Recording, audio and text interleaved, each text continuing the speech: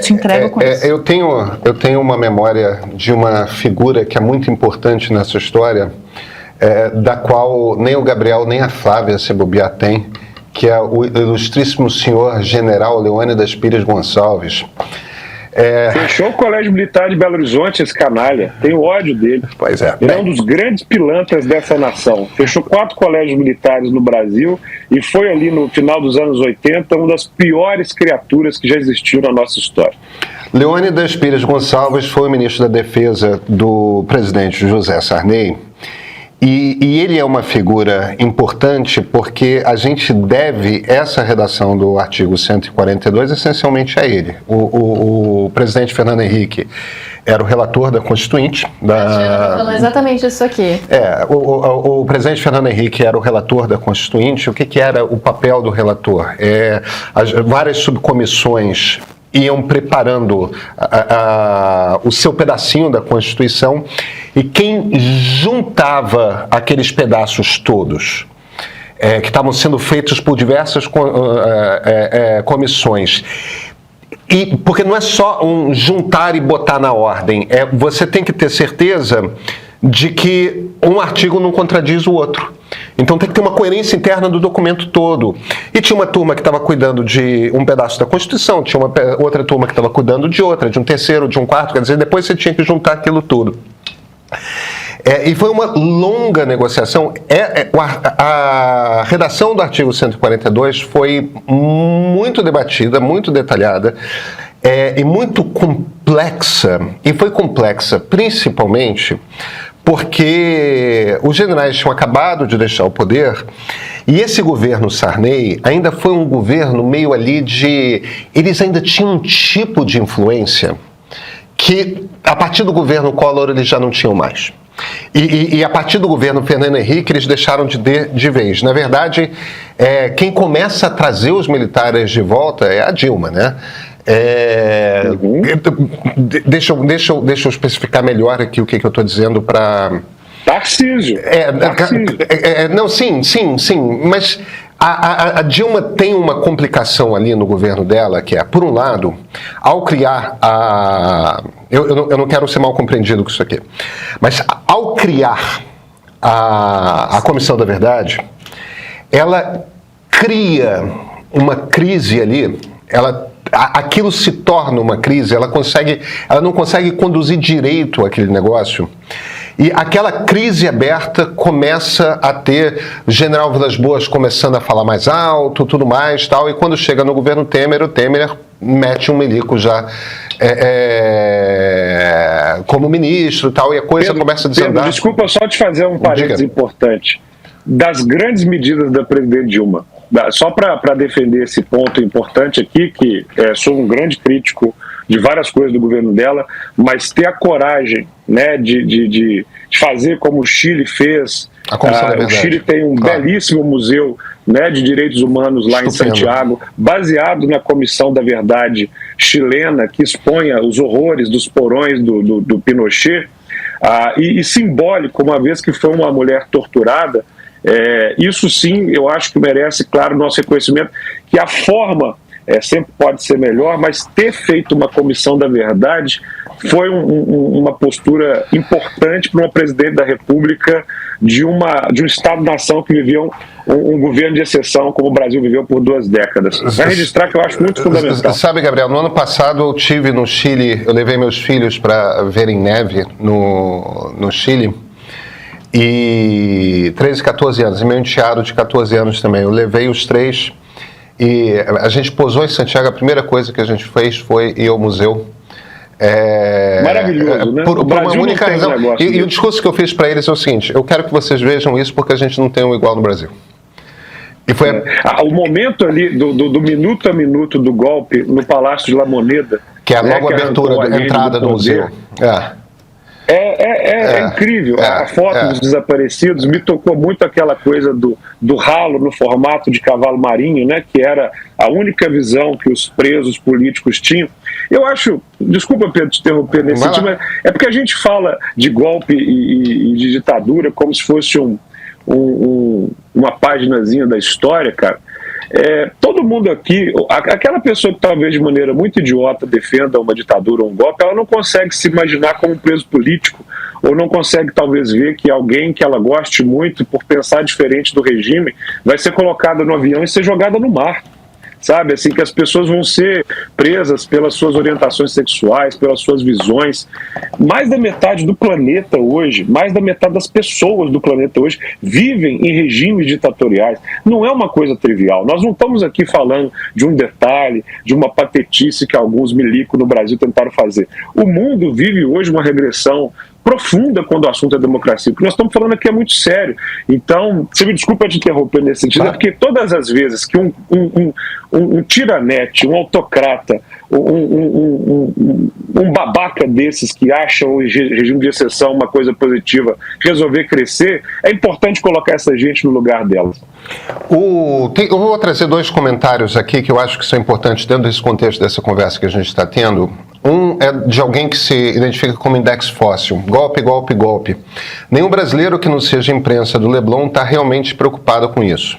E aí vem o Giovanni Oliveira, Comissão da Verdade, Ministério da Verdade, verdade qual? Eu queria entrar nesses 2 detalhes. Primeiro, index fóssil, você precisa pegar pesquisas de opinião. A Quest, por exemplo, no último levantamento dela, que foi feito na última semana de março desse ano, perguntou aos brasileiros sobre golpe. E franca maioria acreditam que houve uma tentativa de golpe de Estado, que os militares devem ser condenados, e franca maioria está convencida de que o ex-presidente Jair Bolsonaro estava envolvido no planejamento desse golpe de Estado. Então, diferentemente do que talvez você e seus grupos de zap, seus grupos de amigos aí onde você mora, tem a impressão, a maior parte dos brasileiros está preocupada sim com essa questão, acha que precisa acontecer condenação e tem a impressão de que o ex-presidente Jair Bolsonaro fez parte desse jogo. Giovanni Oliveira, Comissão da Verdade, Ministério da Verdade. Ministério da Verdade, você está fazendo evidentemente uma referência ao Orwell, no livro dele, no George Orwell, o livro dele, 1984. Deixa eu te explicar uma coisa. A verdade existe. Eu sou do tempo em que a gente criticava a esquerda por relativizar a verdade. Agora a gente está tendo que criticar a direita por relativizar a verdade. A base de um Estado democrático de direito é a crença de que, sim, a gente consegue alcançar a verdade e existem métodos técnicos para a gente alcançar a verdade. A base de qualquer regime liberal, e as democracias são liberais, está no iluminismo, está na crença, por exemplo, na convicção de que o método científico te aproxima à verdade a respeito das leis da natureza. Então, existem a ideia de que você tem uma justiça, um sistema de justiça, e que juízes podem tomar decisões a partir do Código Civil, a partir do Código Criminal, a partir da coleta de provas, a partir da investigação policial, é de que é possível alcançar a verdade. Por quê? Porque fatos acontecem, fatos ocorrem, deixam rastros de provas, mensagens que as pessoas trocaram, comentários que as pessoas fizeram, atos que as pessoas cometeram e pessoas outras testemunharam. Você vai juntando isso e você alcança uma verdade. Houve uma ditadura militar no Brasil, ela começou em 1964, ela terminou em 1985, e no momento mais negro dessa ditadura, que começa em 1968, no final, com a declaração do AI-5, do Ato Institucional de número 5, e se estende aproximadamente até meados do governo Geisel, ali por volta de 1976, 77, existe um momento de brutalidade dentro dessa ditadura, de brutalidade e violência no pior dos sentidos, que é tortura por agentes do Estado, que é a mais criminosa de todas as torturas. Tortura é sempre um atentado contra a vida humana. Quando ela vem por parte do Estado, ao qual nas democracias é atribuído o monopólio do uso da força, é a pior violência que pode existir, porque ela é praticada justamente pelos agentes que tinham a responsabilidade de garantir a integridade física de todos os cidadãos. Então, bicho, se você acha que podemos discutir sobre o Holocausto, podemos discutir sobre se houve uma ditadura, se houve tortura, se militares são responsáveis pela tortura que aconteceu nos porões de prédios, em grande parte do próprio Exército Nacional, meu irmão, a gente já está falando com negacionistas, a gente já não está falando se existe semelhança, se é possível alcançar a verdade. Sim, é possível alcançar a verdade sobre fatos históricos. A gente pode ter um debate sobre interpretações, o que representam, qual o tamanho desses fatos históricos. Agora, que as coisas, os atos aconteceram, eles aconteceram.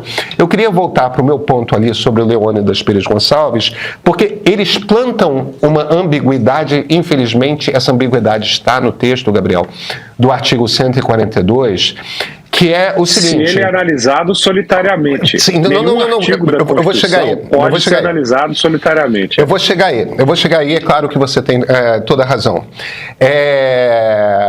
As Forças Armadas, Marinha, Exército e Aeronáutica são instituições nacionais permanentes e regulares, organizadas com base na hierarquia e na disciplina, sob a autoridade suprema do Presidente da República, destinam-se à defesa da pátria e à garantia dos poderes constitucionais e, por iniciativa de qualquer desses, da lei e da ordem. Onde que está a ambiguidade que gente como Ives Gandra aproveita marotamente?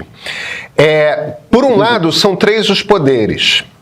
Aí, esse artigo põe sob o comando do Poder Executivo, do Presidente da República. E, simultaneamente, ele se vira e fala que qualquer um dos 3 poderes pode solicitar a garantia da lei e da ordem às Forças Armadas. Quer dizer, qual é a coisa marota aí? O que o Ives Gandra está dizendo é o seguinte: o Presidente da República pode dizer que um dos outros 2 poderes, ou o Judiciário ou o Legislativo, estão ameaçando a lei e a ordem, estão ameaçando a Constituição. Veja, são os 3 poderes constitucionais. Como podem eles ameaçar... Pedro, não dá para ir adiante aí. Desculpa, mas olha só. Pera um instantinho, a forma Gabriel. de escrever não é o... Gabriel, vai lá, mas assim, é que não são 3 poderes, é um só. Aí eu não entendi o que você falou. O que você quis dizer?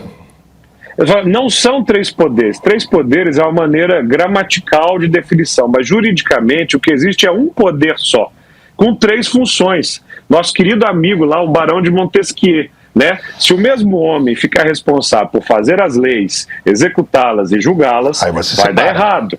Então o que você precisa? Você precisa de 3 funções, mas o poder é uma coisa só, que emana do povo, né? O Estado-nação, que é essa coisinha que surgiu lá na Paz de Westfália em 1648, ele é fundamentado em 3 elementos: o território, o povo que está nesse território, e o poder, que é justamente a soberania que esse povo exerce sobre si. Claro. Esse poder é como se fosse, né, uma bola mágica flutuando sobre as nossas cabeças. Ele tem 3 funções: Gabriel, a função executiva, legislativa e judiciária. Mas é uma coisa só. Então não é como se fossem 3 corpinhos separados. Eu sei. É errado. Eu sei, mas a gente não está discordando. A gente concorda a respeito do que o artigo 142 quer dizer, não só porque ele tem que ser visto à luz de todo o resto da Constituição, como ele também tem de ser visto à luz de todas as constituições de democracias liberais.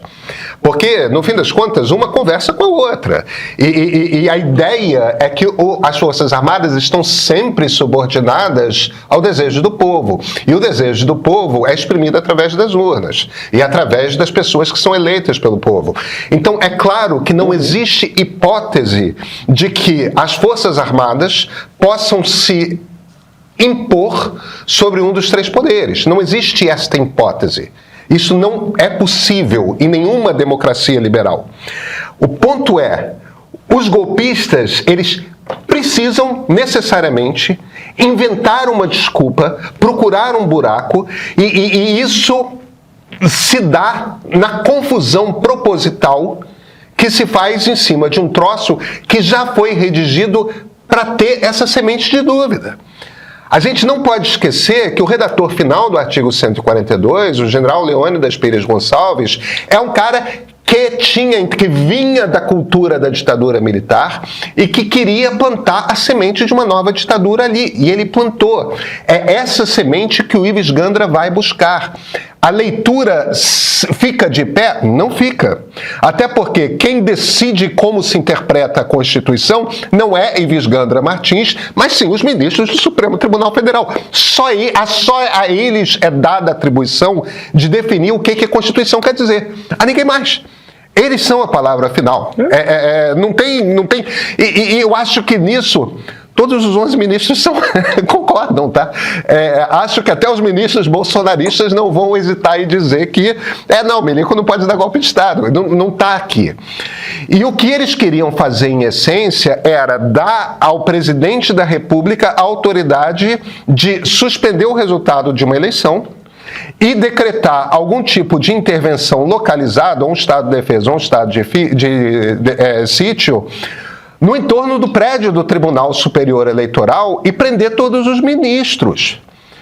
Quer dizer, no fim das contas... Uma coisa, né? Para você ter estado de sítio, estado de defesa, você precisa convocar o quê? O Conselho de Defesa e o Conselho da República, né? Instituições que também estão previstas na Constituição e que não funcionam sem presidente do Congresso, Senado, Câmara, mais uma lista aqui que eu não preciso dizer. Então, assim, desculpa, mas quem fala isso, ô Pedro, é burro.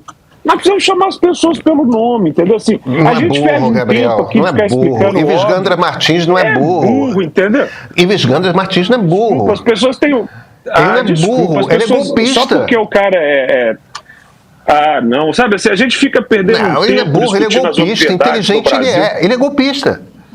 Ele é golpista. É proposital. Também. Mas não é burrice, é mau caratismo, é diferente. É não ser democrático. É encontrar uma desculpa. Também. Entendeu? O problema, pode ter muito. Eu até acho que nesse rastro desse golpe tem muito burro envolvido.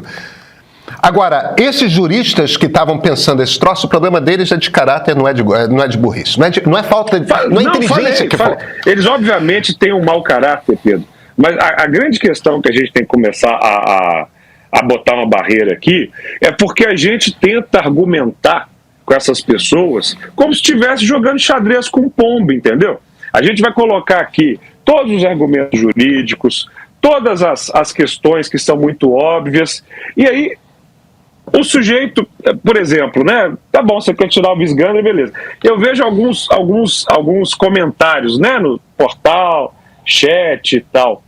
A pessoa nunca leu a Constituição, não pisou um dia numa sala de uma faculdade de Direito, não leu um livrinho sequer sobre princípios constitucionais. E a pessoa quer discutir, cara. Mas sabe assim, essa era que a gente vive hoje em dia é uma coisa muito complicada.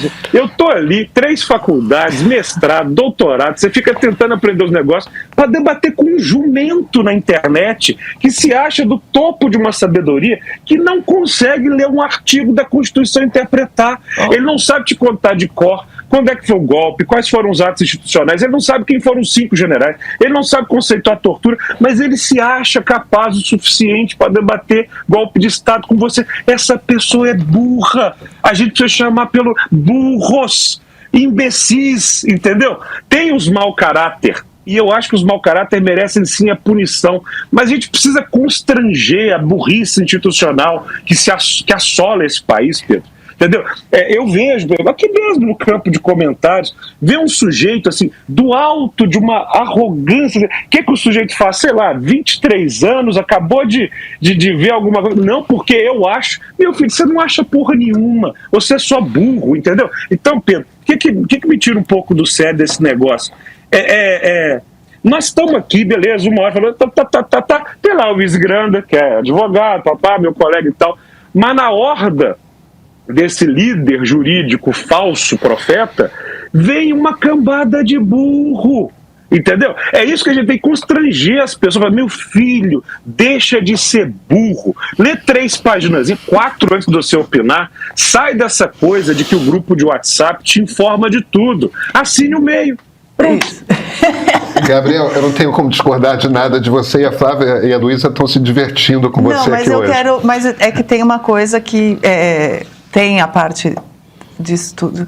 Eu não quero fazer um CTA chamando o nosso leitor de burro, né? Não, mas são os nossos que não são. Os nossos que não são.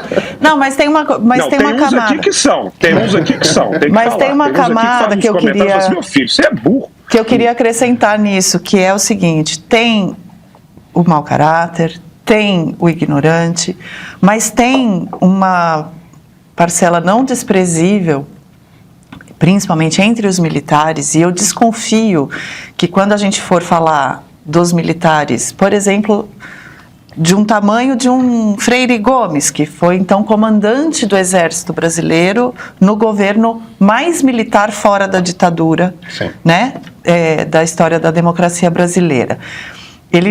A gente pode questionar o intelecto, a formação, pode, mas ele, entre os militares, ele não deve ser o menos, o mais burro, para usar o termo do Gabriel. Mas o que tem ali, que todos os estudiosos, né, dos militares que a gente entrevista, a gente ouve, os próprios militares, o general que a gente já ouviu, ele não fala isso dessa forma, mas a gente percebe no discurso, tem uma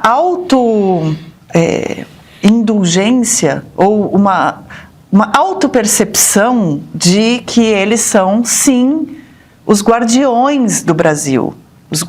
Independentemente dos guardiões da Constituição, os guardiões de quê? Mas eles têm essa autoimagem de guardiões do Brasil e de defensores da pátria e não no literal, assim, de defender as nossas fronteiras, de defender... Porque a gente não é um país que está frequentemente em guerra com ninguém. Então, eles se auto-atribuíram uma imagem, uma ideia, uma noção de que a defesa do Brasil, da essência do Brasil, cabe a eles. E, no fim das contas, eles vão...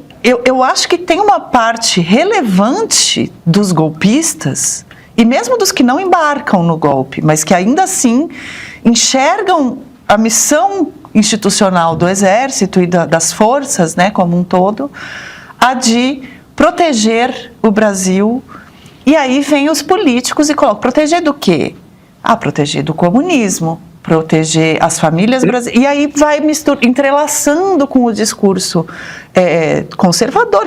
Tem aquela fala famosa do próprio Tomás Paiva: nós somos da bolha conservadora, nós somos da bolha de direita. As coisas se entrelaçam. Conforme elas se entrelaçam, e essa noção de que eles não são os protetores da política brasileira, né, da democracia brasileira, isso não é desfeito, fica muito propício para um golpista fala assim: então agora a hora é agora. Os comunistas reacenderam, os ladrões estão subindo a rampa, é hora de vocês então virem proteger o Brasil. E a ponto de eles falarem: não, então vamos estudar se dá para fazer isso de uma forma respeitando a Constituição. Veja, eu acho que tem um mau caráter, tem o ignorante, tá tudo junto, mas eu acho que ainda tem general que fala assim: poxa, deixa eu ouvir esse estudo aí, porque de repente... É o comandante do Exército, né? Mas eu tô falando da mentalidade, eu torta, da mentalidade tosca de achar que isso atribui a eles. Também, né? É isso. Em 2018, Jair Bolsonaro, um político abertamente hostil ao regime democrático, chegou aqui, à presidência da República, pelo voto. Ninguém pode ter a ilusão de achar que não há conflito em democracia. Não, os regimes democráticos são muito conflituosos. E 4 anos depois se movimentou para continuar aqui, mesmo não tendo votos para isso. A democracia é um regime intrinsecamente frágil.